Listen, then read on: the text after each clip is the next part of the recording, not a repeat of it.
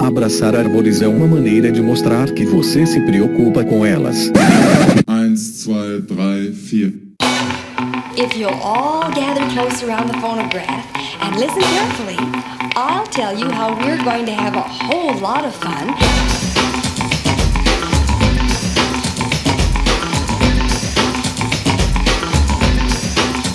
Howdy! Aqui é Fernando Lima, este é o Desabraçando Árvores, um bate-papo sem firula sobre ecologia, conservação, a vida, o universo e tudo mais. E eu estou aqui direto de Atibaia e hoje nós damos sequência ao episódio que saiu semana passada, então é a segunda parte do episódio 25 do material que nós gravamos no Congresso Brasileiro de Mastozoologia, que aconteceu em Águas de Lindóia, de 9 a 13 de setembro. E no último episódio, quem não ouviu, vai lá antes de ouvir esse aqui, ou não, ou ouve esse aqui, ouve aquele, tanto faz que eles são independentes, mas é melhor ouvir na sequência, né? Enfim, na primeira parte desse conjunto de gravações, nós apresentamos o simpósio Comunicação Científica e Impacto, e hoje aqui nós temos um material sensacional, né? A gente começa com um bate-papo muito legal, respondendo algumas questões aí de ouvintes que estavam presentes lá no congresso e vieram participar de uma gravação com a gente, e logo depois nós temos um bate-papo sensacional com o nosso brother Hugo Fernandes, né? Para quem não conhece, segue ele lá no Instagram, Hugo Fernandes Bio, uma das grandes inspirações para a gente ter colocado esse podcast online, né? Um grande divulgador científico aí, um grande abraço, Hugo, você sabe que você mora no nosso coração. E a gente acabou gravando, né? A ideia seria ter um episódio com o Hugo, mas ele tava super cansado, eu tava super cansado. Aí o que aconteceu foi que a gente acabou fazendo uma versão resumida, né? E isso aí vai ter que ter continuação, vai ter que ter um episódio aí só com o Hugo pra gente trocar essa ideia de uma maneira mais fluida, mais tranquila, com mais conteúdo, que ele tem muita coisa bacana, muita coisa interessante pra contar. Isso aí que a gente fez não arranha nem a superfície. E na sequência, galera, nós vamos bater um papo sobre defaunação, sobre o que é antropoceno. Você já ouviu falar o que é antropoceno? Defaunação, com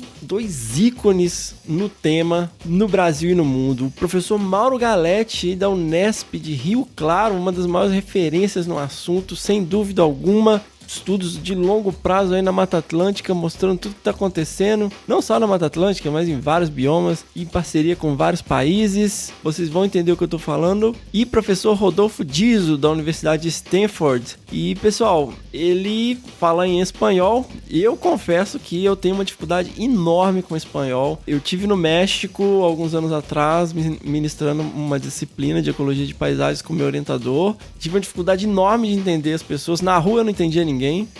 Na universidade até entendi alguma coisa. Eu tentei falar um portunhol e em algum momento falei, galera, sinto muito, vou falar inglês. E alguém tem um problema com isso? Ninguém tinha, todo mundo tava tranquilo. Falei, beleza, eu dei minhas aulas em inglês. Eu tenho uma dificuldade enorme com o espanhol. Inclusive, na primeira parte dessa sequência de 2 episódios, não incluímos a palestra do professor Medellín, que falou em espanhol. Eles falam um espanhol bem mais corrido, então acabei deixando de fora. Mas o Rodolfo, ele fala um espanhol muito claro. Ele é essas pessoas, sim, que fala de uma maneira translúcida. Então a gente não tem nenhuma dificuldade em entender. É só prestar um pouquinho de atenção e vale muito a pena fazer esse esforço, porque tá muito legal esse bate-papo. Uma linguagem super simples, sempre pensando aí na minha querida tia Cotinha.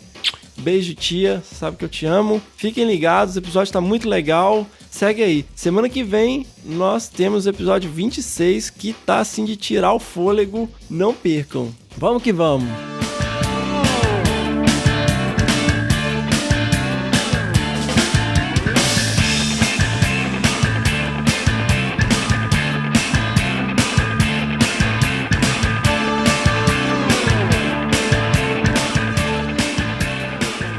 Então, pessoal, nós estamos aqui no 10º Congresso Brasileiro de Mastozoologia. Eu acabei de dar uma fala no tal do Simpósio de Comunicação Científica. Foi super legal, foi super emocionante. O Hugo me fez lacrimejar muito. na hora da discussão. E a gente combinou de vir aqui pro saguão do hotel, bater um papo com o pessoal. Só que ele não apareceu e eu estou aqui com várias pessoas que participaram da palestra. Tem uma galera aqui que é ouvinte do podcast e nós vamos fazer literalmente perguntas e respostas sobre o Desabraçando. O que vocês querem saber sobre o Desabraçando?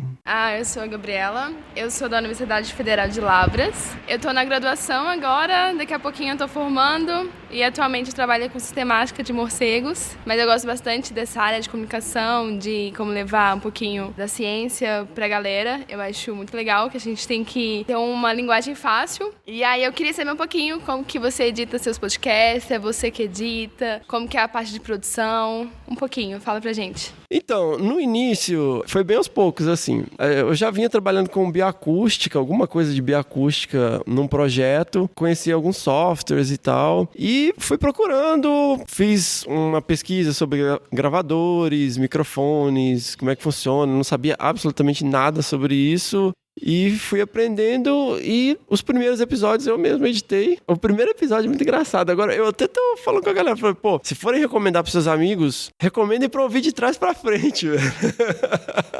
Porque os primeiros episódios são muito zoados, assim, a edição... O primeiro episódio eu tava super nervoso, assim, eu falei, oh meu Deus, eu vou apertar pra gravar. Você tá gravando? Mas eu fui meio que por tentativa e erro mesmo. Tanto que tem várias falhas, assim, de edição, várias coisas esquisitas, assim, que eu ouço hoje e falo, nossa, velho, dá vontade de deletar os negócios online, né? E foi por tentativa e erro. Só que, à medida que a coisa foi crescendo, não estava tendo como encaixar mais isso no meu cronograma e todas as outras demandas e tal. E aí, finalmente, né, com uma campanha que a gente tem no Padrim, eu consegui contratar um editor de áudio, né? Então, ele não edita 100%, ele faz o que eles chamam de decupagem, né? Você faz a limpeza, põe tudo bonitinho, e aí eu dou aquele toque final colocando as músicas e o áudio dos bichos e tal. A minha pergunta é se em algum momento você sentiu a necessidade de passar por um media training, alguma coisa assim, para mais profissional. Um treinamento assim, por pessoas que estão acostumadas a treinar pessoas que ficam famosas. Sim, eu sinto até hoje, na verdade. Primeiro, eu senti muito a necessidade de um fono, por conta da minha voz e tal. Aí fui protelando e acabou não... Acabei até hoje, tô precisando. Cada vez mais, cara, eu preciso... Assim, dentro do grupo de host tem uma jornalista, né, que é a Paula Piscin, que é especialista em comunicação ambiental e tal. Ela ajuda muito com as pautas, mas eu sinto muito falta de uma orientação profissional, de ter uma equipe que, sabe, que discuta os assuntos, que verifique a veracidade bonitinho de tudo. Eu sinto muita falta e cada vez mais eu sinto necessidade, mas eu não... É o próximo passo, que era o que eu tinha esperança... com o Serrapilheiro, né? Seguindo nessa linha de pautas, você tem alguma preocupação em não ser mais do mesmo? Em, tipo, muitos podcasts falam sobre assuntos iguais e acaba sendo um pouco, às vezes, maçante para o ouvinte. Ele ouve de um podcast e não vai ouvir do outro, sendo que é um assunto igual. Então, você tem alguma preocupação nas pautas em ser um pouco mais diferente dos outros? Eu faço parte de alguns grupos de discussão de podcasts e tal, e volta e meia vem, eu tô a fim de criar um podcast e tal. Vocês têm alguma dica? A minha dica lá é sempre, cara, não faz um podcast sobre quadrinhos, games, filmes e séries, sabe? Porque, cara, ninguém aguenta mais. Tem vários assuntos pra falar além disso, sabe? Eu acho assim, o nosso podcast, eu acho que ele tem um diferencial no aspecto... Primeiro que ele é muito focado em biologia da conservação. E isso é uma coisa que você não tem em outros podcasts que tem uma pegada mais científica. É simplesmente diferente, cada um no seu nicho. Então, eu acho que esse é um grande diferencial. E a forma que a gente faz o storytelling... Tem, por exemplo, o 37 Graus, que é um podcast sensacional de storytelling, que inclusive... Eles põem efeitos sonoros, eles, né, constroem mesmo quase uma audionovela, assim, muito legal. E, as meninas são muito profissionais. E a gente, assim, foi sentindo o que encaixava melhor com a gente e acabou achando esse nosso nicho, né? A gente trabalha com conservação, o nosso coração tá nisso. A gente fala com muita propriedade sobre a nossa área de expertise, mas também a gente consegue abstrair do conteúdo puramente científico. Então, por exemplo, eu trabalho no terceiro setor, mas também tenho um pé na academia, né? Então, o Rogério, ele é um servidor público do ICMBio. O Fabiano, ele é um professor universitário. Por mais que ele se envolva muito com programas de conservação e tudo, ele está dentro da academia. Então, isso acaba apresentando várias perspectivas, né? Dentro do mesmo tema, né? A Paula, ela é jornalista. E ela, para mim, hoje, é uma das pessoas mais importantes, porque ela sempre puxa a orelha da gente, fala, gente, não tô entendendo nada que vocês estão falando. E isso eu acho que é o principal balizador, assim. Além, né, de falar, gente, não sou da área e tal, vocês têm que explicar o que é isso aí. E ela acaba fazendo esse papel da tia Cotinha, né? Eu queria muito que a minha tia participasse, mas ela... Você falou uma coisa na sua apresentação, agora há pouco no congresso, sobre... Foi até uma pergunta que te fizeram, sobre uma questão de como levar o conteúdo para as pessoas que não querem ouvir, foi uma coisa do tipo. E você falou uma coisa interessante sobre criar muros. E eu estava discutindo que, às vezes, a gente que está na academia, a gente acha que o outro que está lá fora, que não tem nada a ver com a academia, tem os seus muros. E a gente fala que o muro dele está errado, só que a gente acaba criando o nosso. E aí eu achei muito interessante a sua visão sobre a gente parar de criar, tipo, o nosso muro e falar que a gente está certo, que onde que está escrito, que é onde está a verdade. E eu acho que você traz um pouco disso no seu podcast, sobre ouvir o outro. Eu achei interessantíssimo a sua história sobre tomar café com a galera que constrói casas policiais, tipo, você escutar o outro. Eu acho que esse é o primeiro ponto de divulgar a ciência, é ouvir o outro para depois levar alguma coisa. Eu gosto muito dessa visão suas, de tentar ouvir a tia Cotinha para depois levar o conteúdo. Uhum. Eu acho muito legal. Acho que você podia falar um pouquinho mais pra gente, que tá começando agora também, de como tirar essa barreira. É o que eu falei, eu não sei se a minha lógica é meio reversa, sabe? Porque desde criança, sabe aqueles moleques que desmontam o brinquedo pra ver como é que é por dentro e depois monta de novo, fica sobrando um monte de pedaço. Eu sempre tive essa curiosidade. Eu fiquei fascinado o dia que eu descobri que existe um negócio que realmente chama engenharia reversa, né? Que as indústrias usam, tipo... Pra descobrir como é que o negócio funciona, eles vão lá, desmontam e aí fazem o deles, né? Pra aprender como é. Enfim, eu gosto sempre de pensar assim, e se o maluco for eu?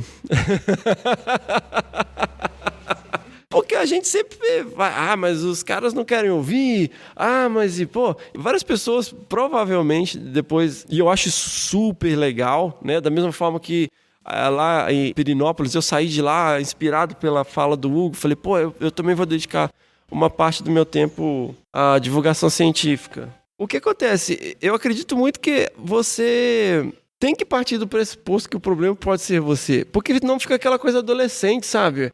O mundo tá todo errado, sabe? Se todo mundo tá dizendo que você tá errado, talvez, né, você...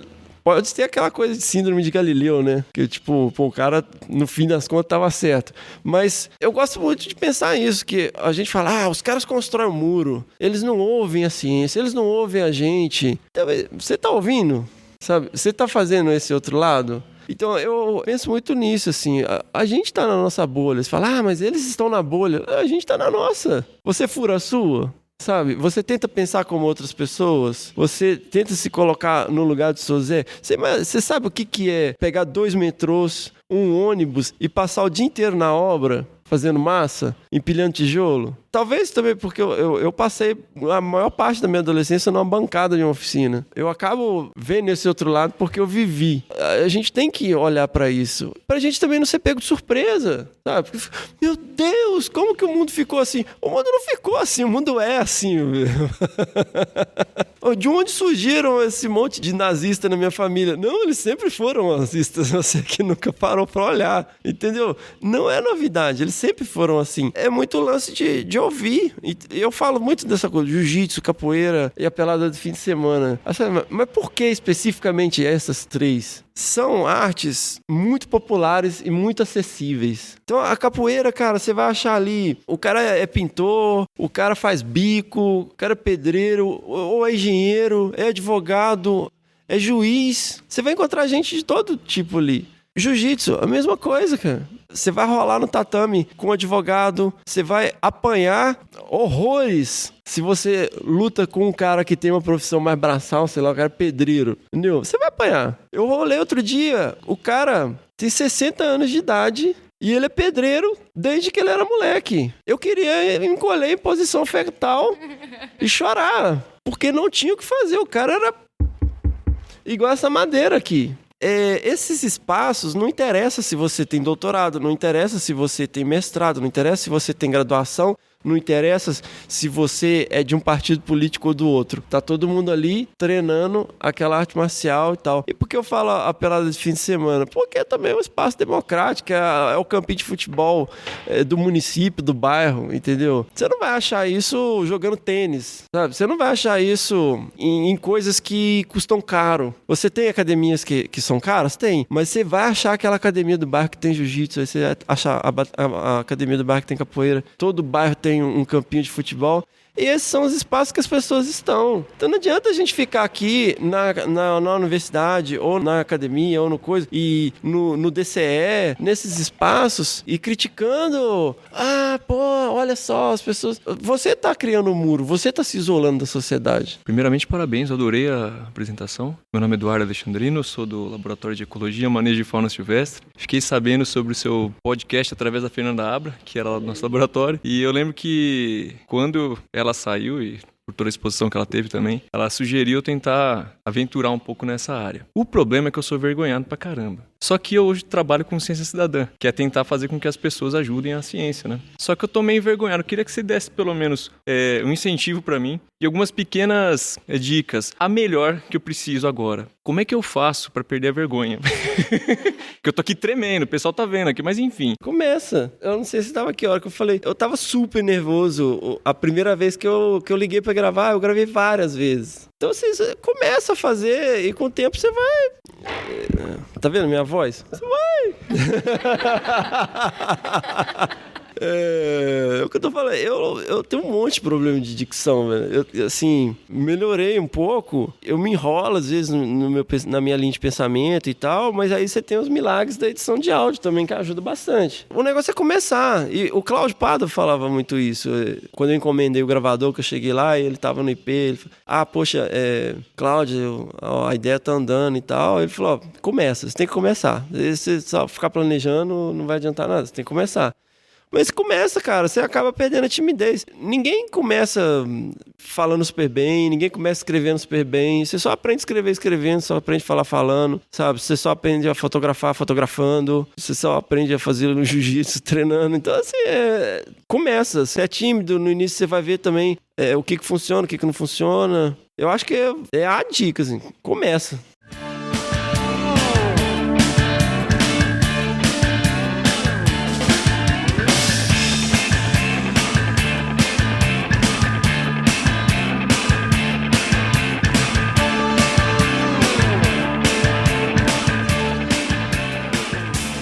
Moçada, eu tô aqui com o Hugo Fernandes e mais uma galera. Fala aí, galera.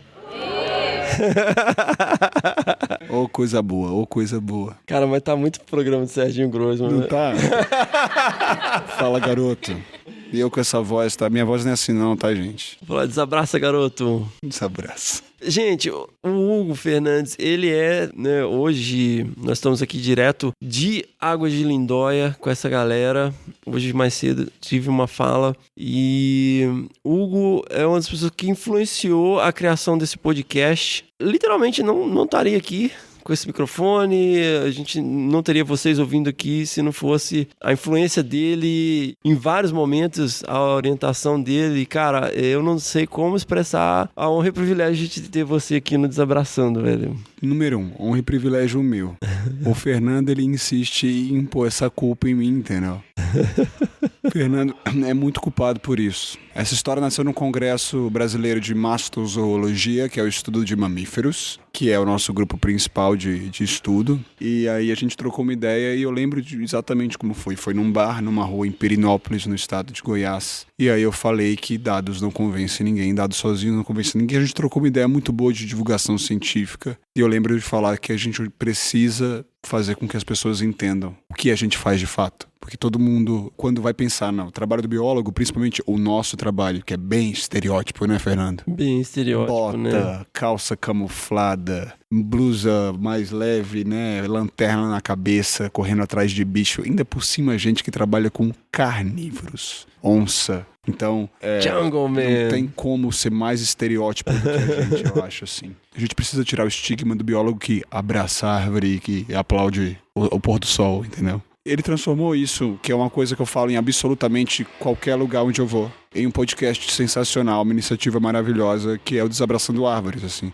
Então, ora, é muito simples. Se eu falo exatamente essas frases em qualquer lugar onde eu vou, mas o Desabraçando nasceu pelo Fernando, a culpa é toda dele.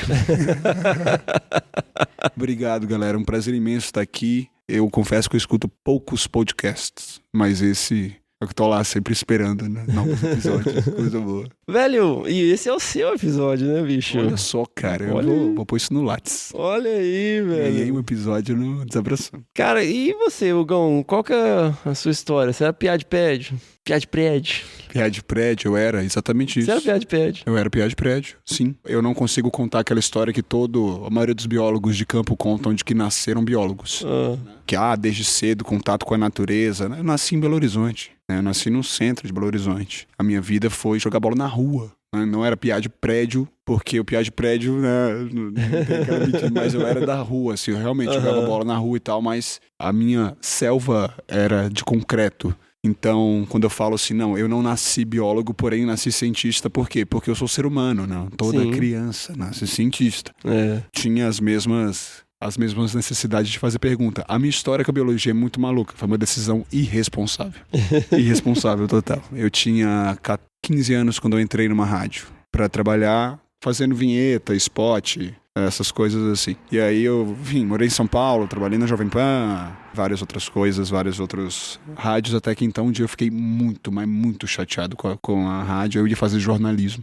Eu era, na minha época, que não, assim, de novo, a cara é de novo, mas a gente tá zoado. Tinha uma coisa chamada vestibular. Então... Não, mas o hoje também tem, não, porque o vestibular era de cada universidade. Aí você fazia uma prova de marcar e depois 2 específicas. Hoje é o Enem. E as específicas de jornalismo eram português e história. Eu lembro que eu fiquei meio ano estudando português e história em disciplinas específicas, né? E aí eu cheguei uma vez muito chateado com a rádio, mas assim, muito chateado mesmo. E eu vi também um dos locutores, que era o cara mais fodão que tinha lá, chegando num escorte, assim, todo quebrado. Eu falei, mano, eu não quero isso pra minha vida. Eu quero pelo menos, sabe, aquelas coisas de moleque. Aí foi fazer biologia. Olha, né? Só. É um idiota, né, bicho? Aí eu tinha 17 anos. Aí eu falei, velho, o que eu gosto de estudar? Não quero isso não, eu gosto de estudar biologia. Aí fui estudar biologia e química, que eram as específicas de biologia. A minha história com a zoologia é no último ano de faculdade. O meu primeiro artigo publicado... Aliás, minha história com mamíferos é no mestrado. Meu primeiro artigo publicado foi finalzinho da graduação. Uma notinha de distribuição. Mas já começou bem na graduação? Comecei, mas foi o último ano. Muita gente me pergunta isso, né? Ai, nossa senhora, eu tô no 3º semestre, eu já preciso saber o que eu vou fazer. Que história é essa, cara? Tem tempo certo, não? Sensacional. Mas e aí, na faculdade você Normal. Trocentas disciplinas, festinha lá na... Como é que chama lá naquela festinha da Bio? Rock in Bio? Não, lá o bar da Bio lá da UFMG. Não, mas eu estudei no UFC. UFC? Eu fiz no UFC. Mas aí, você já queimou a etapa, você tava lá em Belo Horizonte. Aí foi, né? Não falei da minha vida. Vocês querem saber essa parte? Nasci em Belo Horizonte com 12 anos. Eu cheguei no Ceará. Meu pai é bancário e minha mãe, ela cresceu no Ceará, embora seja maranhense, então o objetivo dele sempre foi subir. Cheguei aos 12 anos, só que aí meus pais se separaram quando eu tinha 14. Puta trampo pra subir, né, meu? Chegar lá e se separar. E aí eu briguei feio com minha mãe nessa época, foi quando eu fui trabalhar, eu fui morar sozinho também, e é uma coisa meio louca, assim. Aí enfim, rodei aí algumas outras cidades até voltar pro UFC, voltar pra Fortaleza. E eu já fiz as pazes com a minha mãe, tá, gente? Tá tudo bem. Mãe, te amo.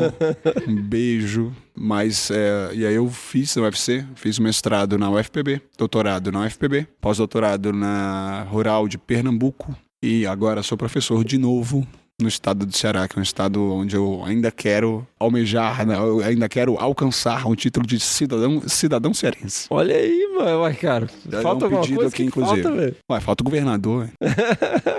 Tá, e você tava lá na graduação e tal, formou. Formei, e aí eu lembro que eu ia parar. Ia dar um tempo e ia viajar. Dar um tempo da bio. Não, o tempo da bio não, mas eu queria viajar. Queria sair do país, passar uns perrengues lá fora, sabe? Lavar uns pratos, colher kiwi, qualquer coisa. Aí eu fui pro mestrado porque um professor, amigo meu, falou assim, não, por que você não tenta mestrado? Eu falei, não, porque não dá tempo, tem um mês só pra estudar. Não dá tempo sim, vai fazer o mestrado. Fui e passei.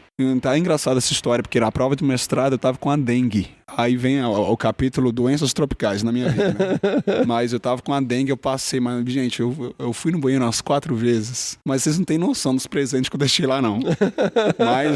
Mas tamo aqui. E aí, mesma coisa, eu terminei o mestrado trabalhando com caça. Minha principal área de estudo, eu trabalho com caça, o impacto da caça sobre a fauna, principalmente de mamíferos, mas não só. E aí, mesma coisa, eu ia dar um tempo, sair do país, colher kiwi e lavar uns pratos. Aí o meu orientador chegou e falou assim, por que você não tem doutorado? Não. Falei, Rômulo, Descreva o seu dia a dia no seu projeto com caça. Caatinga. Maravilha. No mestrado, fiz uma serra chamada Serra de Baturité e foi uma análise etnográfica. Então eu fiz uma relação de valor de uso, né? O quão valorados são determinadas espécies de animais e qual a frequência de caça delas. Aí no doutorado, que foram 6 dias depois da defesa de mestrado, eu passei no doutorado e fiz então uma tese chamada A Caça no Brasil. Aquelas ideias que você, na hora que tem, você fala, meu Deus. Na hora que você para pra pensar, você fala assim, por quê?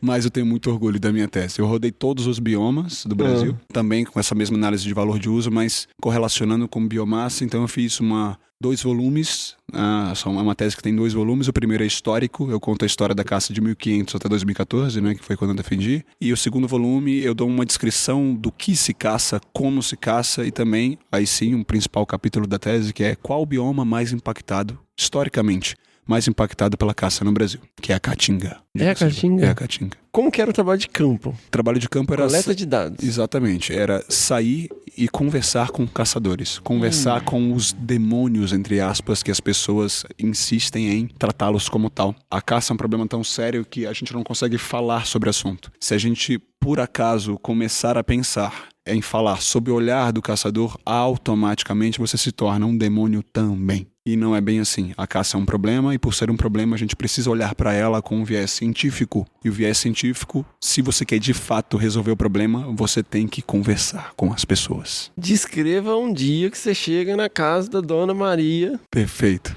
Fala assim, aqui é a casa de um caçador. Casa de um caçador. Eu posso contar a história do seu Tião? Eu tô louco que você conte a história do seu Tião, que eu não consigo parar de pensar nela toda vez que alguém me fala gratidão. Eu trabalhei com caça, eu tava coletando na Caatinga e aí tinha um camarada que era do nosso grupo de pesquisa, que era completamente namastê, abraçar árvore, bicho grilo, gratidão, aplaude o sol e nada contra.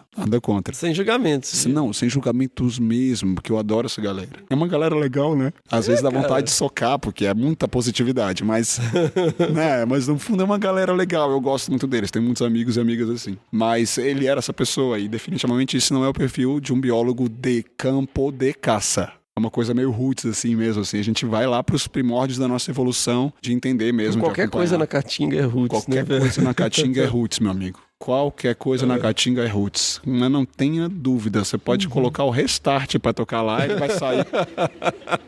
vai sair de lá tocando reggae ou alguma coisa assim. É roots mesmo. E aí eu tô lá, a gente foi fazer um acompanhamento simulado de caça e voltamos, né? Seu Tião, eu vou descrever seu Tião. Seu Tião é uma figura que deve ter 58 anos de idade, na época, ou mais, e de uma delicadeza ímpar, né? E aí seu Tião lá com toda aquela delicadeza britânica, né? Chega em casa suado no almoço, ele e esse meu amigo que tava lá. E aí, seu Tião Mercedes era a esposa de seu Tião, Dona Mercedes. Mercedes, estamos com fome aqui pra uma comida aqui por menino. Aí tem, né, essa coisa, o patriarcado no sertão é uma coisa muito, né? Marcadão, né? Muito marcada isso tudo. E aí, Dona Mercedes nos serve um peba. Tatu peba, tá, gente? Tatu pra quem não peba. conhece. Só lembrando, era um tatu peba, mas a gente tava numa área de alguma comunidade tradicional onde, né, isso era... Eu tive que me prestar ao papel de aceitar esse convite, por quê? É uma grande ofensa você recusar. A gente tá falando de uma área onde as pessoas não têm nada. Então, quando elas têm, elas te oferecem tudo. Literalmente. Esse é o seu Tião, o caçador demonizado, entre aspas, né? Que as pessoas... Esse é o seu Tião e a Dona Mercedes. Dona Mercedes me oferece um prato de tatu que já vem com uns pelinhos, assim. Eu não como carne de caça, eu não caço, né? Tenho minhas posturas em relação à regulamentação de caça, mas definitivamente eu não caço. Mas eu não me achei à vontade de recusar o prato. E encaro aquele monstro, eu não conseguia ver, o seu Tião estava na minha frente e eu não conseguia ver o seu Tião, porque o prato cobria a imagem daquela figura, de tão grande que era o prato. E aí eu comi chorando por dentro, óbvio, e aí ela oferece então o prato ao meu amigo. Meu amigo fala, gratidão, mas eu não como carne. Seu Tião fala, como é, homem?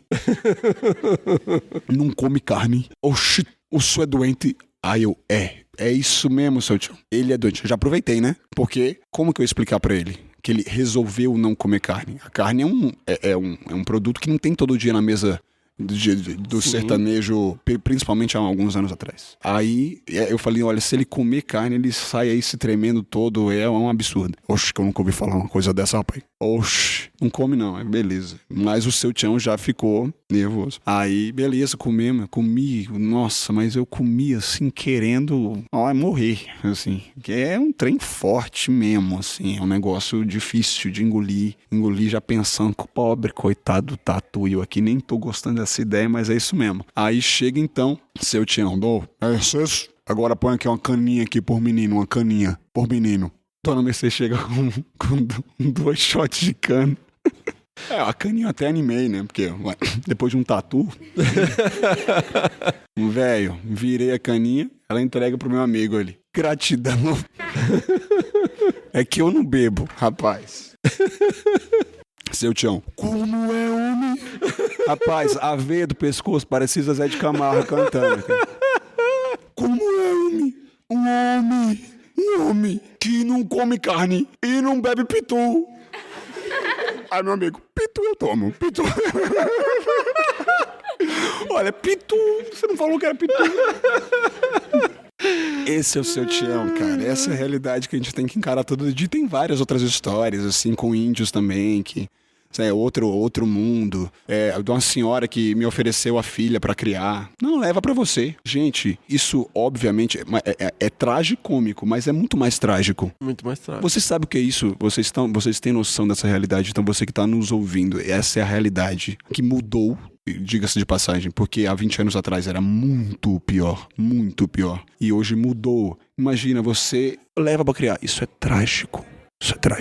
É isso, sabe? Então, trabalhar com conservação é trabalhar com pessoas. Porque se os problemas de conservação são causados por pessoas, se eu vou pra mata e só coleto informação de bicho, você faz um trabalho fenomenal, que é avaliar o impacto. Mas se você quer resolver, você não vai convencer onça nenhuma a não matar um boi, entende? Você tem que trabalhar com pessoas. Então, se a gente não parar o que a gente está fazendo e, de fato, conversar com o seu Tião, com a Dona Mercedes, não é conversar, é entender. E quando eu tô falando isso, eu não tô colocando também uma outra falácia que não, já resolve, coloca na educação que tudo resolve. Não, não, é ir por onde a coisa realmente é efetiva e a ciência aponta como efetiva. Então, olhem para as pessoas. Se você quiser trabalhar com conservação, olhe para as pessoas, porque são elas as responsáveis pelos nossos problemas.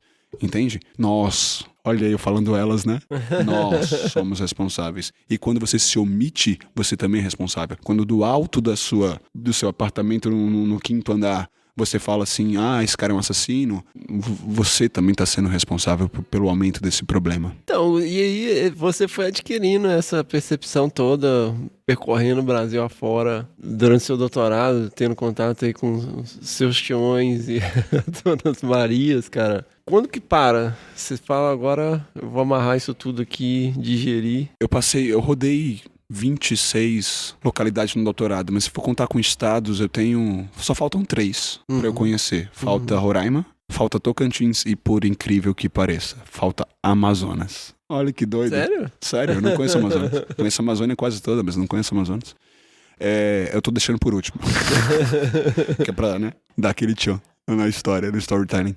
Mas, mentira, galera. Se no Amazonas quiser me chamar, eu vou, de boa. Não precisa ir Roraima antes, não. Mas eu tava coletando dados, eu tava publicando, eu tava falando com as pessoas, eu enxergava que o problema eram as pessoas e as minhas pesquisas não estavam chegando nas pessoas. E foi aí que eu falei, poxa, eu preciso escrever sobre isso. Mas você sabe qual foi o start, Fernando? O start da coisa mesmo? Foi quando eu vi pela primeira vez um cachorro vinagre.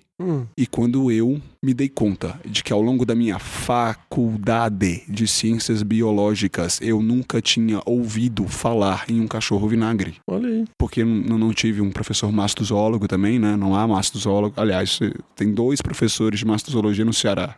Professora Gabriela País, que tá no sul do estado, recém-chegada, e eu não tinha nunca ouvido falar. Vocês têm noção disso? É muito louco. E aí eu ouvi falar nesse bicho, vi esse bicho e falei, nossa, é um mamífero ameaçado de extinção. E ninguém conhece. Tem alguma coisa errada. Mas zebra você conhece. Antílope você conhece. Diabo da Tasmânia as pessoas conhecem. Mas por que elas não conhecem essa coisa maravilhosa que é da fofofauna, que é ameaçado de extinção, que se chama cachorro vinagre. E eu fotografei esse bicho e eu falei, nossa, cara, as pessoas precisam saber. E aí o incômodo foi um incômodo, assim, surreal. Porque parecia que eu tinha enxergado o submundo. Você bateu o desespero e fala assim, caceta, eu preciso fazer alguma coisa. Aí lá vai eu querendo salvar não o mundo, mas o meu pequeno mundo de amigos que me seguiam no Facebook. Então esse pequeno mundinho de amigos que me seguiam no Facebook postava foto e colocava informação. Os meus outros amigos postavam fotos. E eu falava pra eles, cara, põe lá uma informação, põe quem é o bicho. É muito legal. Quando você começa, geralmente você é zoado. Mas tudo bem, de boa. Às vezes é uma zoação super legal, assim. Tipo, o Hugo é o blogueirinho, não sei o quê, sabe? Mas ok, vai, tudo bem. Mas aquilo começou a tomar um corpo, sabe? Aí veio, o cenário político foi se desestabilizando de 2011, 12 pra cá. E aí eu comecei a escrever textos políticos. Então, assim, a primeira vez que eu furei a bolha foi numa foto de um cachorro vinagre. E a segunda vez foi com um texto meu político. E desde então eu vivo fazendo coisas pontuais para a minha bolha, até que tudo muda em 2014. Qual texto que foi esse? O primeiro texto que furou a bolha foi um texto sobre um incêndio num museu. Qual? Butantã, em 2010. Pode crer. E lá eu escrevo, será que a gente vai esperar que o mesmo aconteça com o Museu Nacional? Olha! Vocês não sabem o quanto eu chorei quando o Museu Nacional pegou fogo. E é foda isso, sabe? Porque você vê que o que você escreveu há 8 anos atrás, no caso, né? 8 anos antes, né? Que foi em 2018 do Museu Nacional. Você fala, cara, é muito foda, sabe? E aí depois as coisas foram mudando até que em 2014 eu sou chamado para um TEDx, que até hoje eu não sei te explicar porque que me chamaram para esse TEDx, não. Porque o que é um TEDx? TEDx é uma marca global de compartilhamento de palestras que não são nem palestras, mas que a gente tem que chamar de talk, porque são modelos muito específicos de palestra, né? De 18 minutos. Agora eles estão baixando para 15 e tem TEDx para 12, uma coisa assim, mas são palestras curtas sobre um determinado assunto que tem um potencial transformador. Eu não tinha nenhum histórico, eu não tinha transformado absolutamente nada, mas alguém gostou dos textos que eu escrevi e me chamou para um TEDx e lá eu falei de divulgação científica. É um TEDx que, engraçado, não faria ele da mesma forma. Falei coisas das quais me arrependo, porque o mundo muda e a gente aprende a ser menos idiota, mas claro, mas eu acho que dali tudo muda, porque o que eu falo no TEDx nossa, a gente não tem mais nada na televisão, a gente tinha o Mundo de Bikman, a gente tinha o Tibi Perônio, a gente tinha o Castelo Rá-Tim-Bum, a gente tinha um monte de coisa e de repente, pum, não tem nada. Tinha o Zubumafu, e agora, quer saber, vamos lançar então um canal na internet sobre zoologia, tal, não sei o quê. Aí eu desço do palco e o produtor da TV fala, eu te dou um programa. Eu desci do palco. Eu tava no final do doutorado. Pedi pra defender a tese antes, né? Quem tá em final de tese sabe como é. Por favor. Defendi em dezembro, isso foi em setembro, né? O TEDx, defendi em dezembro e em março eu começo então um mundo novo que eu nunca pensei, sequer cogitei entrar, que é a televisão. Então, qual TV que é? A TV local, TV Jangadeiro, filial do SBT no Ceará. Filial do SBT. Mas e aí? Mas aí você chegou lá um dia de manhã, estou aqui. Cheguei e falei que... na verdade, eu estou aqui, foi assim, quando falaram do programa, eu imaginei que seria domingo de manhã, que é geralmente o horário que se reserva 4 horas coisas da de manhã. ciência e ecologia. Globo, ecologia. Conheça o Muriquei. Aí domingo de manhã, tipo, sei lá, você assiste quando volta da balada no sábado, né? Tá voltando. E eu tava satisfeitíssimo com isso. Até que me falaram que era no programa semanal, quinta-feira, 11 horas da manhã. E aí eu perguntei, quem é que assiste?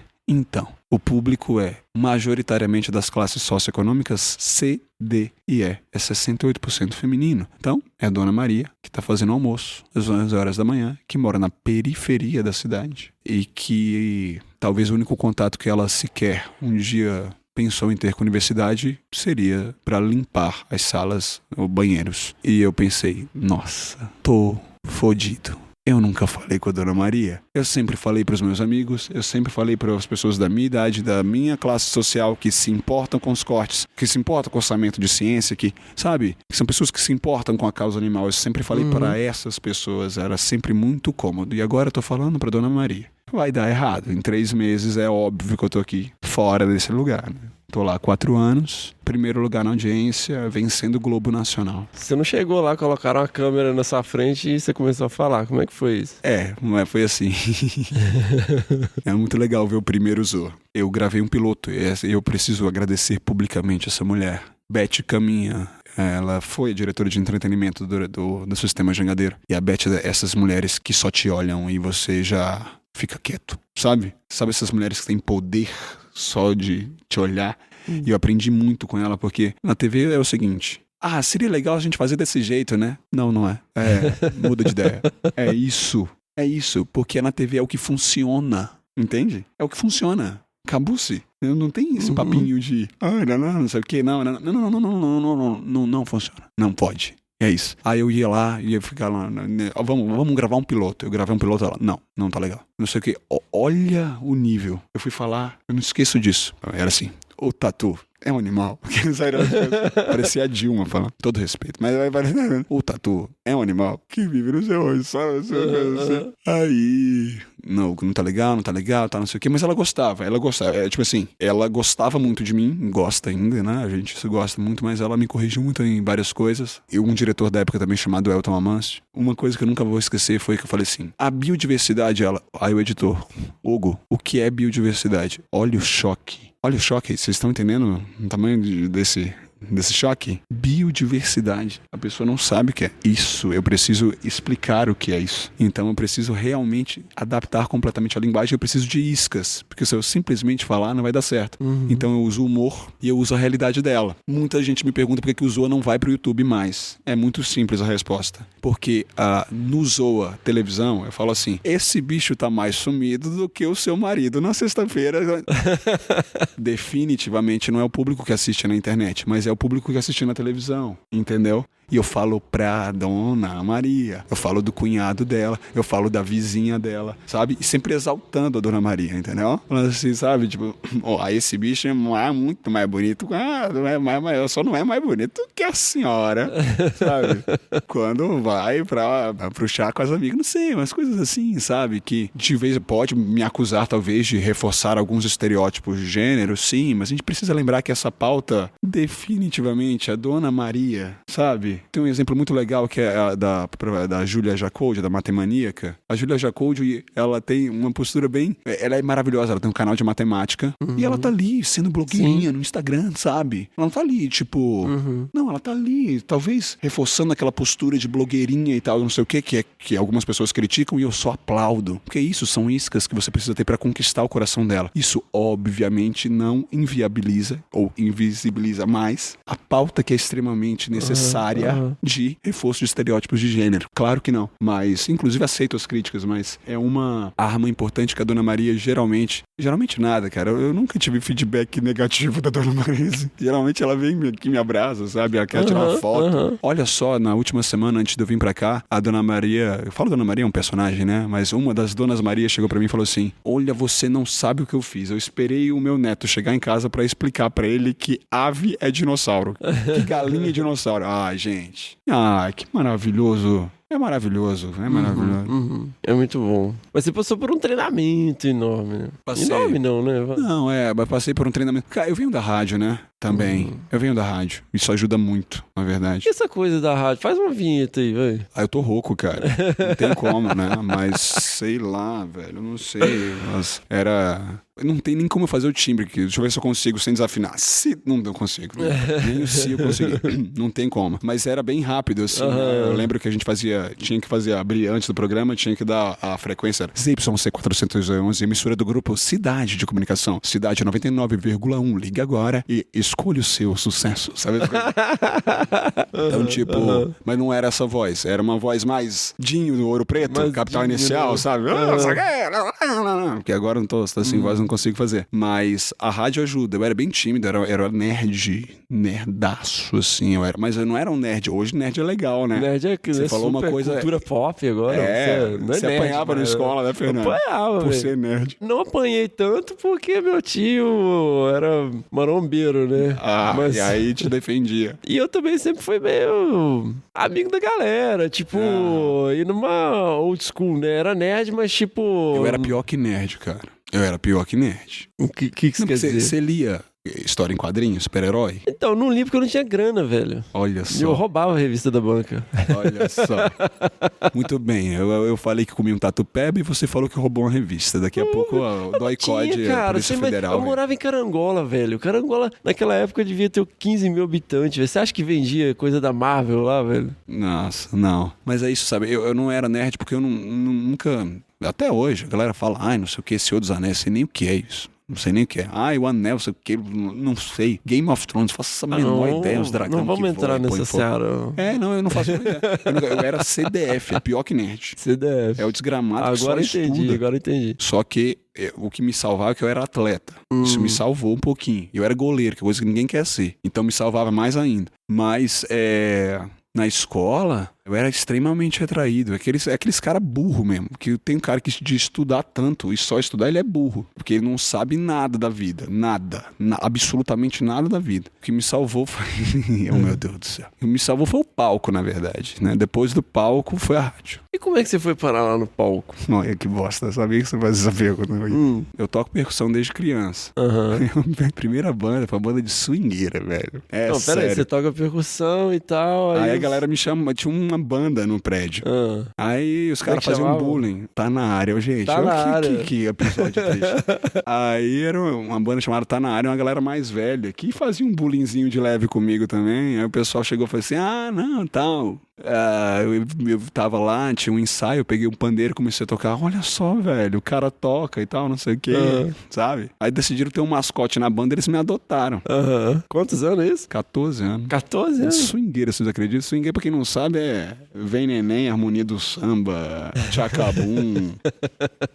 Maravilhoso. Mas agradeço muito, devo minha virgindade à swingueira, não tenho dúvida. Nossa, não tenho dúvida. A perda dela, né? Mas e aí, você foi lá, você ficava lá no cantinho com o pandeiro? Tava lá do cantinho um pandeiro, os caras, não, você tem que ir lá pra frente, velho. Você tá com o pandeiro na mão, você tem que ir lá pra frente. De repente eu era do loser do colégio para umas meninas que estavam puxando minha calça lá embaixo. Falei, nossa, eu quero isso aqui pra minha vida. Com 14 anos, é tudo que você quer. Uai, se pedir pra você tocar, sei lá, velho, Hilarie, eu toco, o que é isso? Por isso que eu não julgo o Restart, não. A galera ficava dizendo, não, deixa os meninos aí, deixa eles me transar um pouco. Porque isso é a vida é isso, é transar e beber água. É sério. Comer também, né? E comer, que é verdade. E comer. Mas você come pra transar. A galera tá achando que é sexual que eu tô falando. Não, é evolutivo, tá, gente? Isso é evolução pura. Mas a voz também ajudou bastante, né? A voz, não essa. Essa que eu tô aqui agora não é. Tá ajudando, né? A voz ajudou. A voz ajudou bastante, me levou pra rádio. Quando eu resolvi fazer de novo, né? Entrei nesse mundo, claro que ajuda. Mas eu acho que é uma série de variáveis, né, cara? É o fato de eu ter entrado na banda lá atrás, é o fato de eu ter ido pra rádio, é o fato de ter lidado com o público desde cedo, é o fato de eu ter feito biologia, é o fato de ter feito mestrado, doutorado. Eu acho que eu não seria... Não, mas eu acho que não tenho certeza. A minha visão sobre como passar as informações não seriam tão completas se eu não tivesse feito a minha pós-graduação. Não significa dizer que o caminho é esse. É isso que eu tô dizendo. É por isso que as pessoas, qual o caminho? Eu falo, não existe um caminho, uma receita. Quem faz isso é coach, entendeu? E tá errado. E dá o caminho, né? É, um caminho de receita de bolo, achando que não, porque se você pensar positivamente, tá errado, né, galera? Pelo amor. Tá errado. Mas aí, cara, você foi crescendo. Como que é essa coisa assim que você foi percebendo? Porque eles têm altos índices de audiência e tal, não sei o que. E aí você foi galgando seu espaço lá. A primeira vez que eu fiz, que eu olhei pra audiência, mesmo, eu tava com 1 ano e meio de Zoa. Eu nunca liguei pra isso. Não é questão de ligar, mas de assim, você ir percebendo que você começou a ter feedback. Então o feedback era na rua. Na rua. Não na minha zona, né? Eu moro em Fortaleza, numa zona que não é a periferia. Não é a zona nobre da cidade, mas não é a periferia. Então, eu andava na rua e ainda hoje ando uma pessoa absolutamente normal. Na periferia as coisas mudam um pouco. As pessoas me reconhecem, tiram foto e tal. Eu não viro um Mickey também, né? As pessoas me rodeando. Mas sim, tiram foto e tal. Sabe? Vendedora de loja, a tia do café, sabe? Segurança. Essa galera que me para e fala, você é o cara dos animais, né? Reconheci pela tatuagem, reconheci pela voz, não sei o quê. Então o cara me reconhece de cara. Mas quando eu olhei a primeira vez o Ibope, né? O índice do Ibope, que eu vi 1 milhão de pessoas, aquilo, eu não sabia o que fazer com aquilo. 1 ano e meio, porque eu sempre escutava assim, o Hugo hoje deu 8.2 na audiência. Aí eu, muito bom, 8.2. Eu lembro, eu tirava 8.2, eu ficava feliz. Essas coisas assim. Mas não, cada ponto em Fortaleza são 13 mil pessoas. Cada ponto? Então são 1 milhão de pessoas por mês de alcance, né? E esses pontos são de televisores ligados. Né? Então é diferente de alcance. Um televisor pode alcançar várias pessoas, eles têm as estatísticas deles lá pra calcular. E isso que é muito Ibope, assim, aí... Mas é assustador, cara. É muito assustador. 1 milhão de pessoas por mês. Nossa, que incrível. Mas na época do TEDx, o que você tava fazendo na biologia? Eu tava no doutorado. No doutorado? Tava no doutorado. Aí você defendeu, foi pra TV? Fui pra TV e aí eu fui pro pós-doutorado. Na Rural de Pernambuco. Na Rural de Pernambuco. Pra trabalhar com caça também. E aí eu fui da Rural de Pernambuco para o S. Eu fiz um concurso, né? Público. E hoje eu sou professor do estado. Na mesma época que você começou a gravar na Zoa. Não, o Zoa eu comecei a gravar em 2015. Eu entrei o Zoa de 2015 é exatamente isso. Eu entrei na UES, embora meu concurso tenha sido de 2015, eu entrei na UES em 2016. Por conta de uma greve que teve, uma coisa lá, eu fui chamado em 2016. Tenho 3 anos de UES, 4 anos de Zoa. E aí você entrou na universidade como professor. E aí? Chegou, tá aqui uma sala. Era o meu objetivo, né?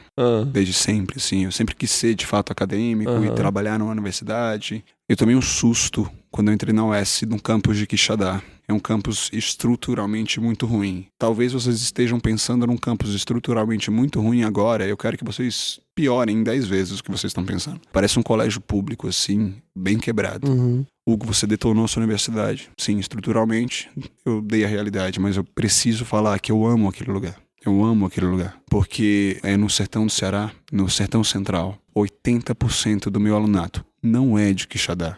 São dos distritos e cidades do entorno. Eu tenho um aluno que demora 2 horas e meia para chegar na universidade. Esse aluno que demora 2 horas e meia, se ele perder a bolsa de R$400, ele volta pra enxada, na casa de Adobe, entende? Esse é meu aluno.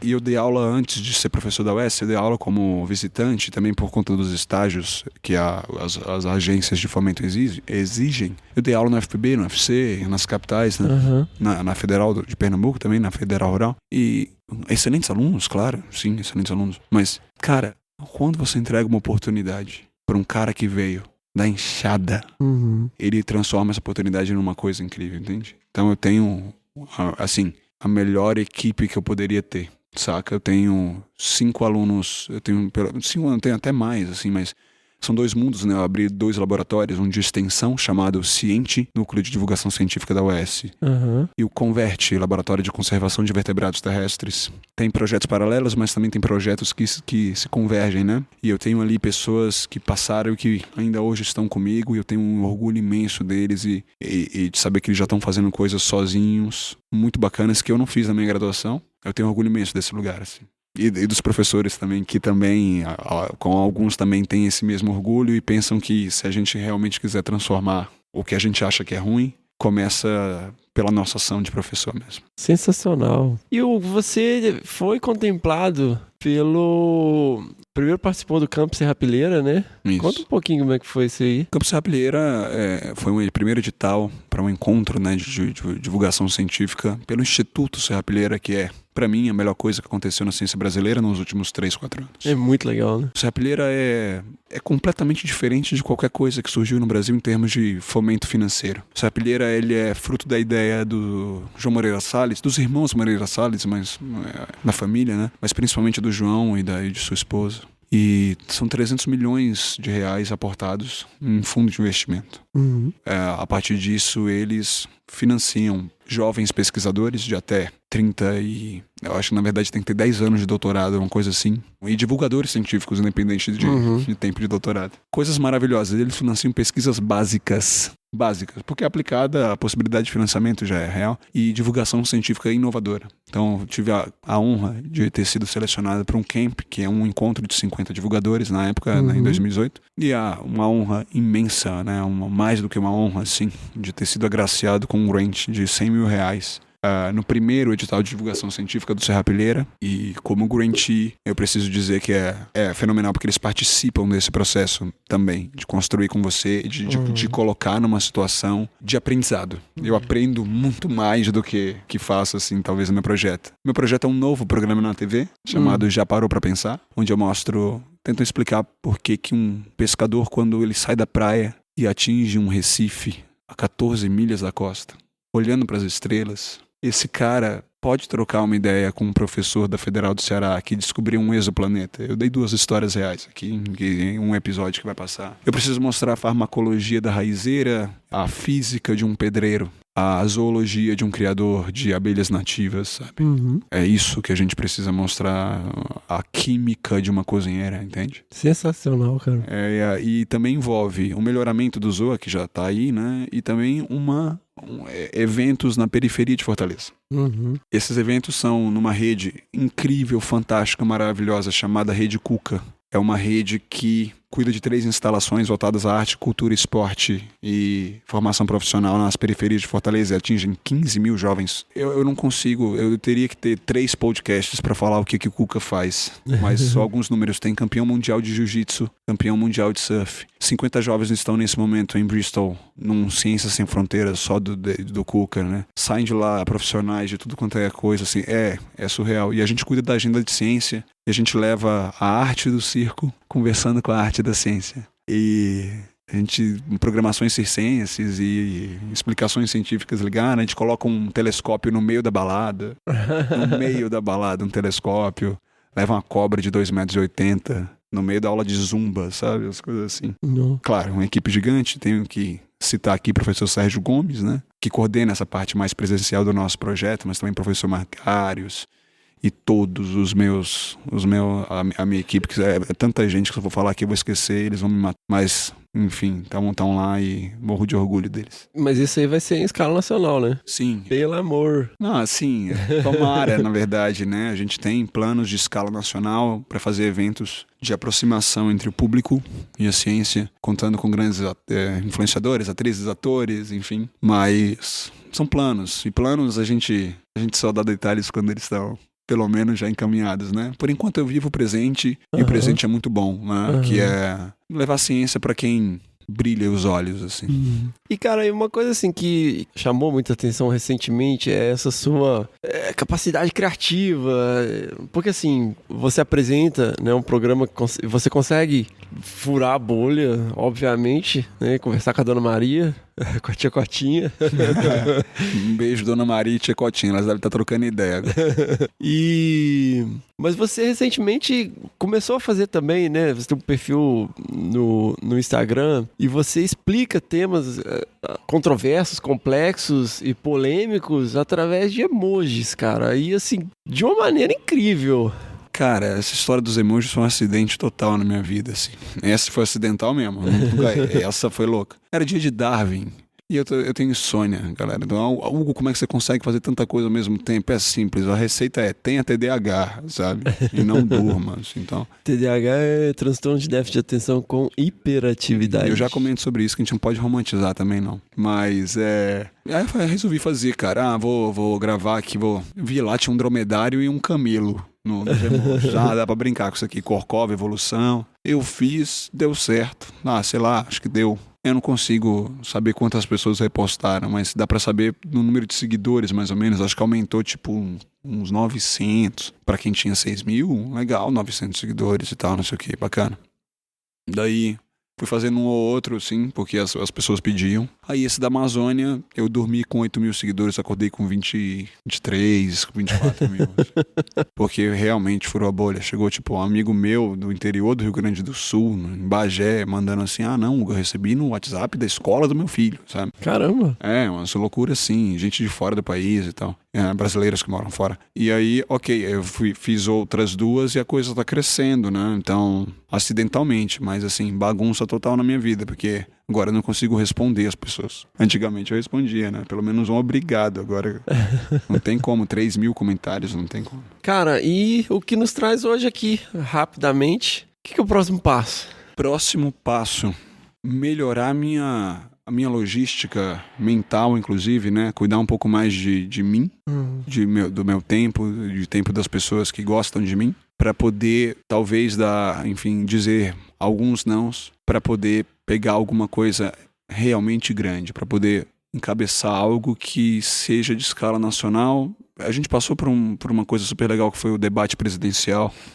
De presidente da República mesmo, de presidência da República, né? A gente organizou um debate com 8 candidatos à presidência na época, né? A gente organizou em 2 meses, sabe? Com muita correria, com baixo orçamento. A gente conseguiu fazer 100 mil pessoas numa live, assim, de 12 horas. É muito louco eu dizer isso, assim. Eu já fiz algumas coisas, eu tô na TV há 4 anos, eu tenho essa agenda científica com a periferia. Mas, cara, eu acho que não compara com... Eu não sei, eu olho para aquele debate presidencial e parece que não caiu a ficha de que a gente realmente conseguiu colocar 8 candidaturas à presidência. Felizmente, o atual presidente não foi. Já era um reflexo do que seria, então, problemas, né, relacionados à valorização da ciência hoje no Brasil. Mas a gente não vai também parar por aí. A gente quer realmente tentar transformar mais para além do impacto de Instagram, sabe? Não sei, eu tô pensando em alguma coisa onde a gente consiga mudar estruturas, contar com grandes influenciadores que estão acordando ou que já acordaram há muito tempo para a causa e tentar mudar estruturalmente mesmo, assim, a cabeça, não das pessoas, mas pelo menos de milhares ou quem sabe 1 milhão de pessoas, não sei. Hugo, você vai fazer isso sozinho? Jamais. Eu sei que eu tenho, sei lá, desses anos de divulgação científica, eu conheci tanta gente incrível e legal, cara. O que inclui Desabraçando Árvores, o que inclui Fernando Lima, o que inclui tanta gente incrível que eu conheci no congresso. Conforta tanto você ver, por exemplo, um evento como esse que a gente está participando, o Congresso Brasileiro de Mastozoologia, onde nunca houve um espaço para divulgação científica. E o espaço onde estava sendo realizado o simpósio que o Fernando participou, ele tinha mais gente do que a soma dos outros 3. E os outros 3 temas eram temas absolutamente tradicionais na mastozoologia. Conforta, eu sei que, cara, todas as grandes transformações do mundo, assim, positivas, né, principalmente tecnológicas, inclusive de saídas de crises sociais, passaram pela ciência. Então, se eu não confiar nos meus pares, cara, eu não vou ter saúde mental para continuar. E eu sei que eu confio e é por isso que eu sigo com um sorriso no rosto ainda. Sensacional. Velho, você sabe a importância que você tem aqui do Desabraçando, ser nosso padrinho, nosso mentor. Pô, tá todo mundo cansado, né, velho? Eu tô cansado, desculpa a rouquidão, eu com certeza não consegui passar aquela energia que eu gosto. Não, de boa. Mas, obrigado, cara, obrigado a todo mundo. A galera que escuta o Desabraçando geralmente vai lá, assim, é fãzão, e vai lá, falaram de você. Eu não consigo ouvir todos os episódios assim que sai, né, mas eu escuto realmente. Legal. E eu gosto mesmo, assim, de ter esse feedback de vocês, é super legal. E principalmente da galera que tá aqui assistindo, que tá aqui, tipo, né, matando o congresso pra estar aqui ouvindo a gente falar. Obrigado também vocês que estão aqui. E a mensagem que eu gosto de deixar pras pessoas é: tá ruim, tá péssimo. Tá péssimo, sabe? Tá muito ruim. Mas pra furar a bolha, vamos dar a mão em quem tá dentro da nossa bolha, que tem as mesmas preocupações que a gente, pra poder, sabe, sorrir lá na frente mesmo, assim, e eu acho que é possível ainda sorrir hoje, sim. Tá ruim, vamos protestar, mas vamos fazer, sabe? Tem tanta coisa gostosa pra gente fazer e tentar mudar um pouquinho a Dona Maria, Tia Cotinha, o seu Oswaldo, sabe? O tio do Valino, né? Tio do Valino. Sensacional, valeu, Gão, valeu, galera. Valeu, gente.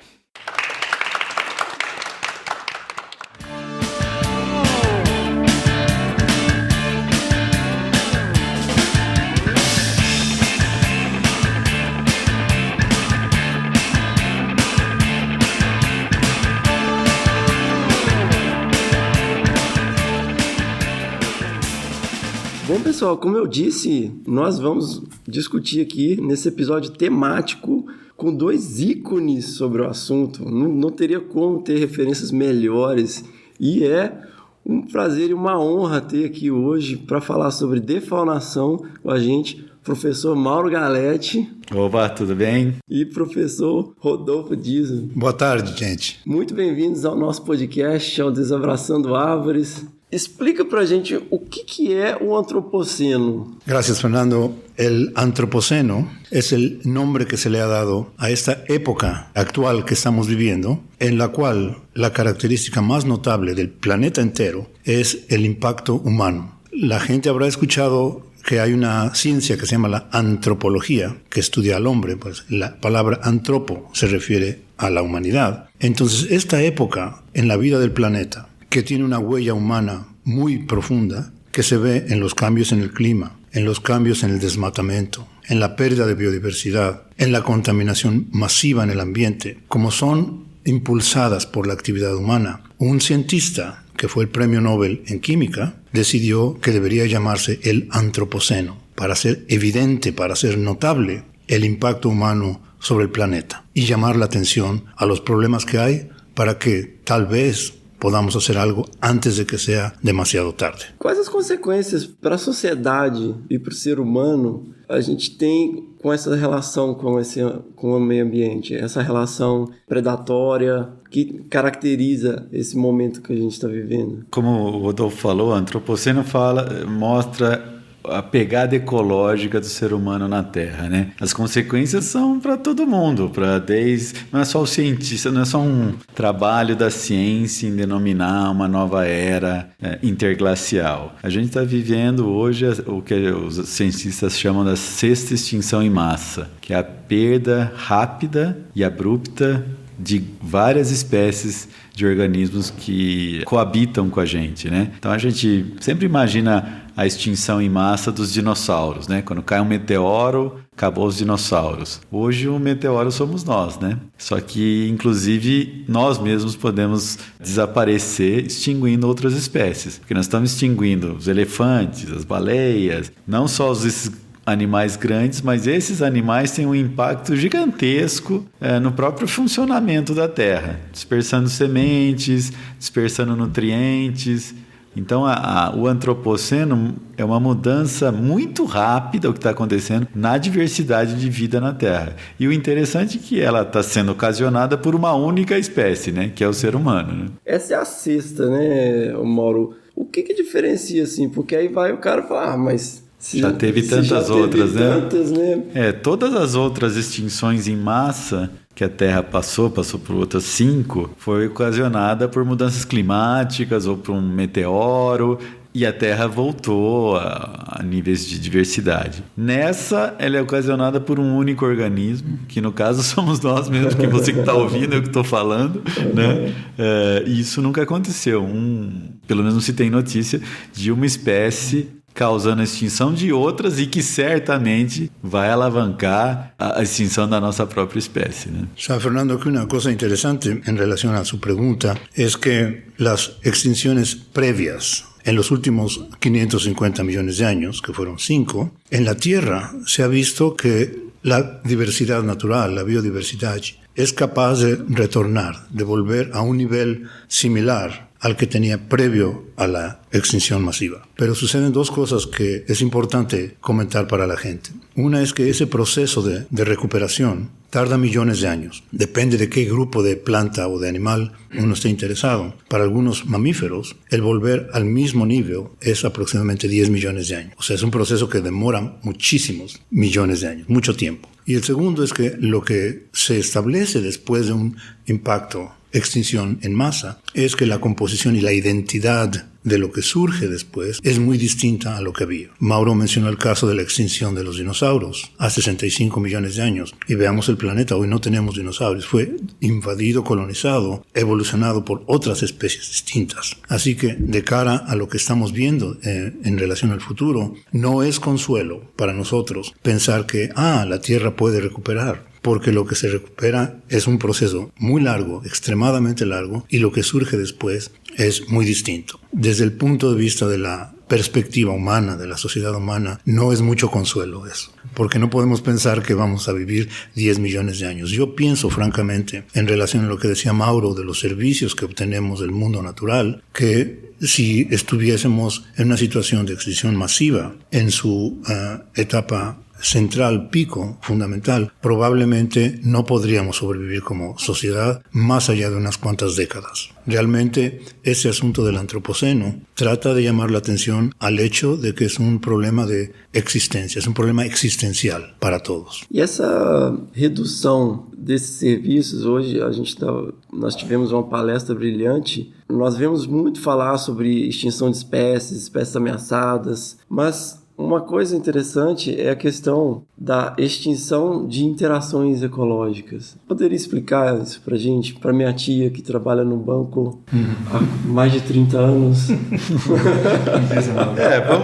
Por exemplo, uma extinção ecológica é quando às vezes você tem os dois animais, ou a planta e o animal, mas eles são tão raros que eles jamais vão se encontrar. Vou dar um exemplo. Se você tiver uma flor que é polinizada por um beija-flor, e você vê sempre isso, um tesourão polinizando alguma planta do seu jardim, e depois de um evento de poluição ou de ter muito gato na redondeza, tem beija-flor, mas eles são muito raros. Então essa flor nunca vai ter de novo um polinizador. Essa é a extinção ecológica. Ela ocorre antes das extinções das espécies. Então, às vezes, você ainda até tem esse beija-flor na redondeza ou em algum lugar, mas ele não está mais no seu jardim. Bom, a gente está falando de jardim, mas agora a gente pode imaginar isso na natureza, onde a onça pintada que controla os veados, os porcos, a anta. Hoje a onça pintada é tão rara, que o serviço ecológico de predação praticamente inexiste. O que acontece são outros efeitos. Aumenta a população de queixadas, e que pode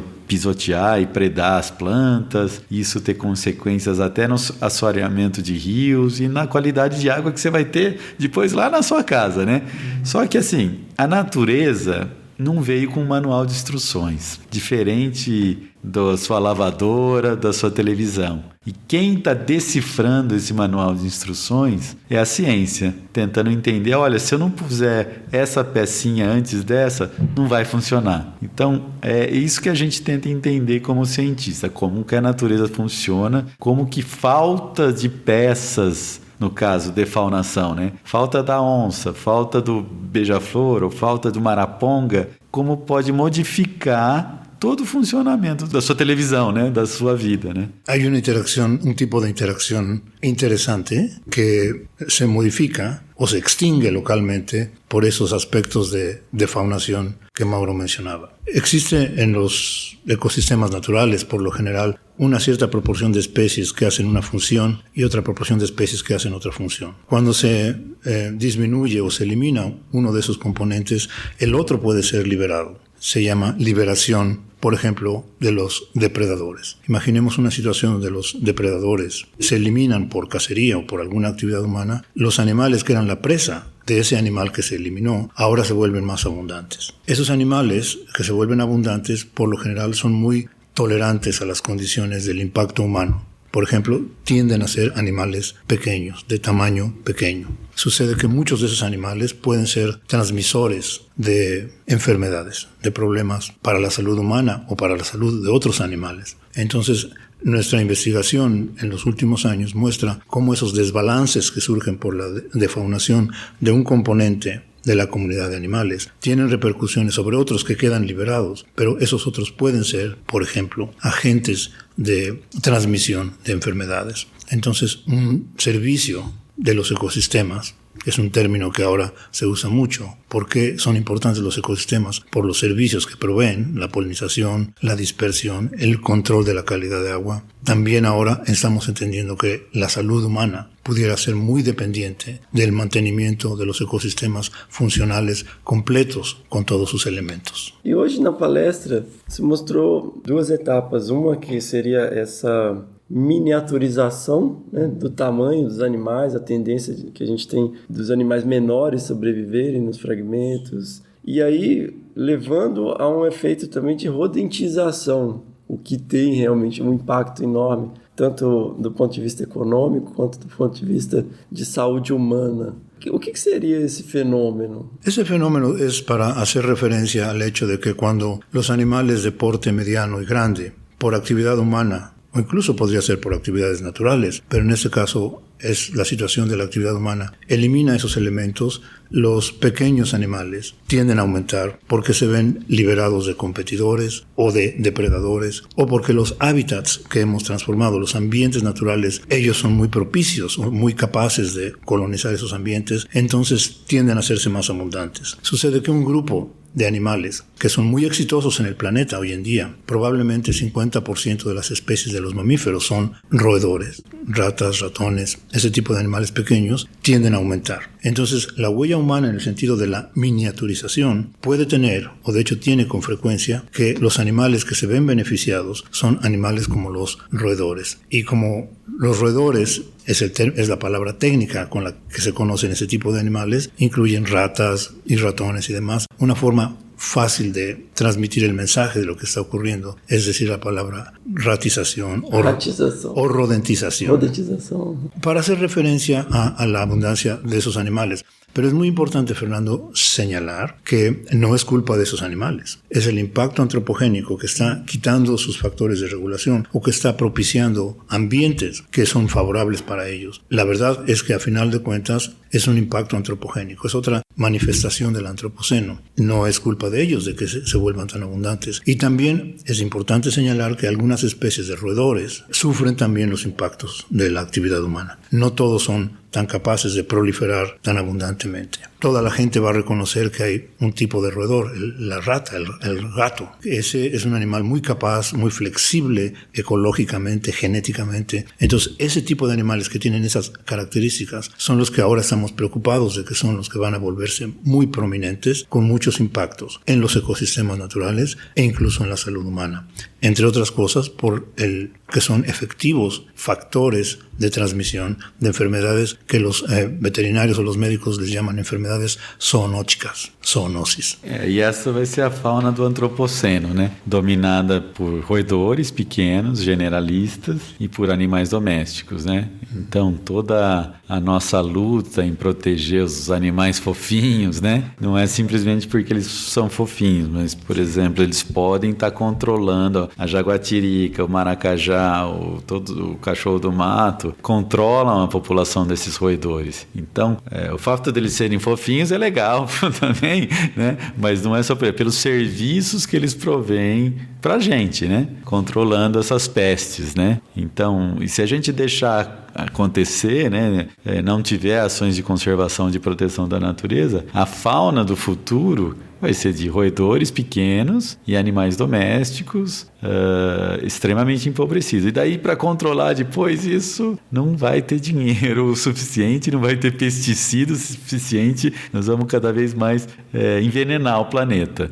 Então, na verdade, esses grandes animais, eles fazem quase que um controle biológico, ou como predadores ou como competidores de roedores. A gente mostrou num estudo que quando você remove os queixadas da mata, aumenta a abundância de roedores. Diminui a diversidade, então não são todos, é que nem o Rodolfo falou. Oba, todos os roedores se favorecem? Não, alguns roedores. Interessante que os roedores que aumentaram a abundância são os transmissores do antavírus, que são os mais generalistas, os que estão no paiol da sua casa, do seu sítio, e esses, o xixi deles, e se você aspirar, pode ter antavírus e morrer. É uma doença altamente letal, né? Então, às vezes parece que a gente está abraçando árvores, né? Nós estamos desabraçando árvores, na verdade, né? Nós estamos mostrando que vários dessa diversidade é importante para prover serviços que no futuro podem ser extremamente graves para a própria persistência da humanidade. Ou seja, Arnaldo Antunes estava certo. Oncinha pintada, zebrinha listrada, coelhinho peludo. Pois é. Na face da Terra você vai sobrar bichos todos. E essa questão, assim, sempre me assusta muito. Tem um autor que escreve bastante sobre isso, que é o... Ai, meu Deus, como é que é o nome? O que escreveu o Canto do Dodô. Quayman, né? David Quayman. E ele escreveu agora um monte de livros sobre essa questão, e um que tá na minha lista, mas eu tenho medo de ler. Spillover. Spillover. Que eu sempre lembro daquele filme Epidemia. O quão longe a gente está de algo assim, né? Aquilo ali é um exemplo claríssimo, assim, de como que essa invasão, né, e esses vetores podem ter uma consequência extremamente drástica para as populações humanas. Fernando, no sé si va a dar tiempo en nuestra conversación de abordar este otro asunto, pero como inevitablemente estamos viendo los problemas tan graves del antropoceno, me encantaría, y a lo mejor se puede editar para que quede al final y no se interponga, pero me da miedo que no tengamos tiempo de reconocer el hecho de que efectivamente hemos hecho un impacto muy serio en el planeta. El daño ha sido enorme, fenomenal. Imagina esta situación en mi país, México, mi país de origen. Cuando yo era pequeño, existía una oficina del gobierno federal que se llamaba la Comisión Nacional de Desmatamiento. O sea, el objetivo de esa comisión era abrir los terrenos para el desarrollo. Hoy en día tenemos una Comisión Nacional para el Uso y Conservación de la Biodiversidad. Los tiempos han cambiado. Lo que quiero decir es que hemos hecho mucho daño, pero todavía estamos a tiempo para hacer lo que se debe hacer antes de que sea demasiado tarde.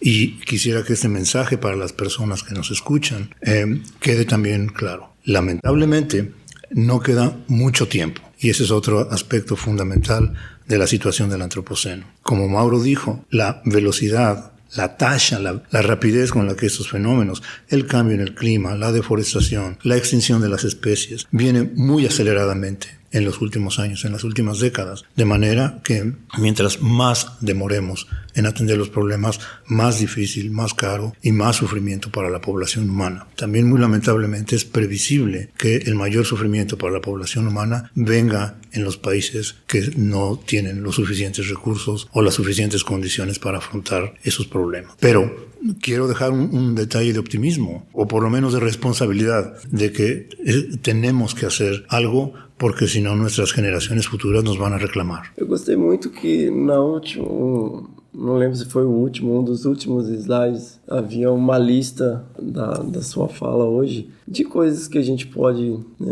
fazer ou pelo menos tentar mudar para deixar essa mensagem de otimismo, talvez.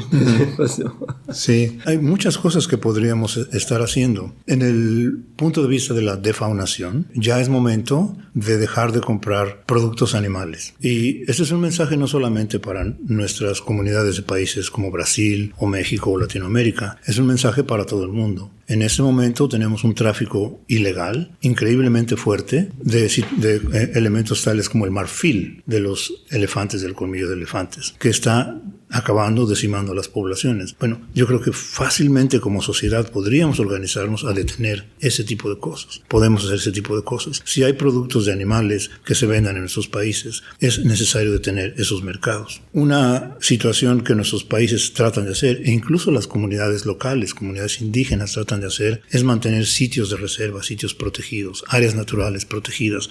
Debemos como sociedad fomentar, valorar y apoyar esos esfuerzos que hacen esas comunidades. Tenemos que poner mucha atención al hecho del problema de la población humana.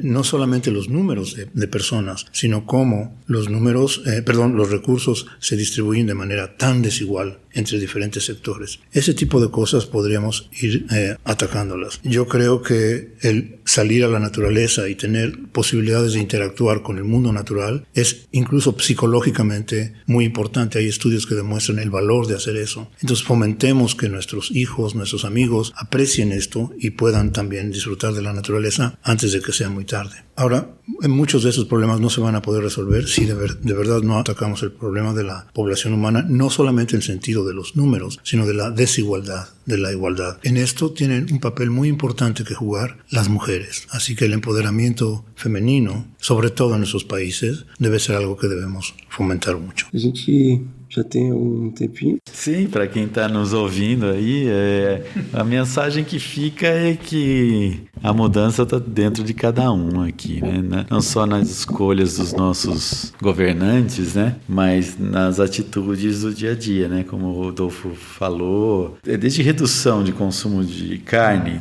Não estou falando para todo mundo virar vegetariano. Eu mesmo não sou vegetariano, mas eu não como carne todo dia. E às vezes coisas, diminuição baixas, diz, eu vou comer carne 2 vezes por semana, que é mais do que o suficiente, já tem um impacto monstruoso na conservação da natureza, né? Então, assim, de sempre estar evitando, como, né, voltamos a falar de plástico ou de consumo excessivo de coisas, né? São coisas que a gente tem que estar se policiando, né? Porque é a nossa geração e as futuras que tem que fazer essa mudança. As do passado, né, não fizeram, não tiveram a consciência e nem a tecnologia e nem a ciência apropriada para fazer. Nós temos uma ciência que fala, olha, se a gente continuar fazendo, esse vai ser a doença, né? E a gente tem os remédios aqui. Cabe, mas assim, a todo mundo mesmo, a todas as pessoas, não simplesmente culpar, é o governo que está deixando queimar a Amazônia, e está comprando churrasco todo final de semana. Não, por que estão queimando a Amazônia? Porque é para plantar pasto, para produzir carne, para o brasileiro ter uma picanha super barata. Isso é desejável para a sociedade? Acho que não, né? A gente prefere a Amazônia e comer de vez em quando sua carne. Cabe no mundo sustentável os dois lados. Não estão passando uma mensagem que não pode ter agricultura, não pode ter pecuária. Não é bem isso. É como a gente pode utilizar a terra de uma melhor maneira, né? Como a sua casa, né? Você tem um quarto que você usa para uma coisa, outro quarto para outra, né? A mensagem é isso, a gente precisa utilizar dos milhões de anos que a ciência produziu para tentar usar ela da melhor maneira possível, né? Usar a natureza mais sustentável possível. Pode ver em todo filme, antes de um grande colapso, tem um cientista sendo ignorado. Né? É verdade. Esse vai ser o último filme da Terra. Gente, eu sei que vocês estão sendo super requisitados aqui no evento, né? Eu agradeço demais a disponibilidade e a oportunidade de vocês falarem um pouco aqui. Bom, nós que agradecemos. O seu conhecimento. É sempre ótimo conversar sobre isso e conversarlo para o público general, não? Sim, claro. Então, obrigado pelo convite. Abraço a todos os ouvintes. Muito obrigado. Sabe, Fernando, que falar para a gente que desfrutem a natureza. Sim, vamos lá, gente. Trilha, visitar Parque Nacional, conhecer. Sensacional.